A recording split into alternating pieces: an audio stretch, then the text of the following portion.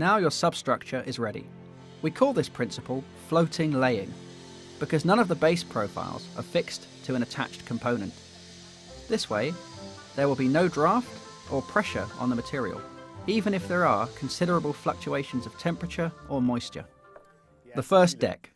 We lay it 90 degrees towards the house wall. Here, we must keep a 1.5 centimetre edge distance. That's why the end caps have already been mounted before. The flat side of the end cap needs to be turned up. This way, rainwater will run off outwards and will not drain inside the decks. On the bottom side, ventilation is guaranteed by air slots. Laying the first deck, you can use the starting brackets to be able to retain the gap to the patio wall.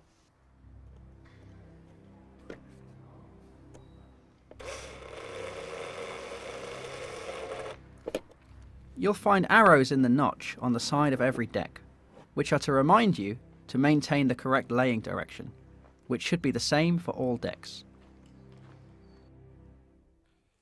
While producing the deck, its surface is brushed. This way, it gets a direction. When laying the decks, we have to be careful to always put them in the same direction in order to avoid a lawnmower effect.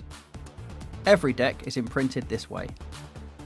WPC responds to fluctuations of temperature just as with steel, usually up to 1 mm per metre, expansion or contraction.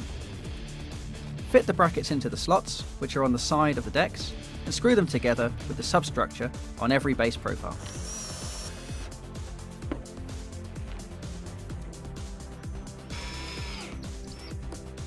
Using our gap aid will help keep the right gap from one deck to another.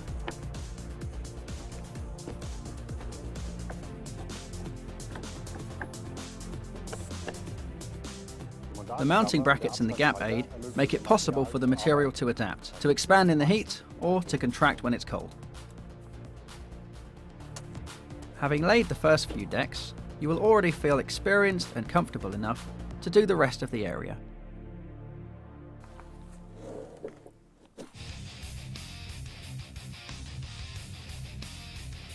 Of course, with our fast motion, we're overdoing it a little. The pace of your work will mainly be dependent on the specifics of your patio. For example, are there light wells or angles? For those and other special cases, our experts will be glad to advise you as much as they can.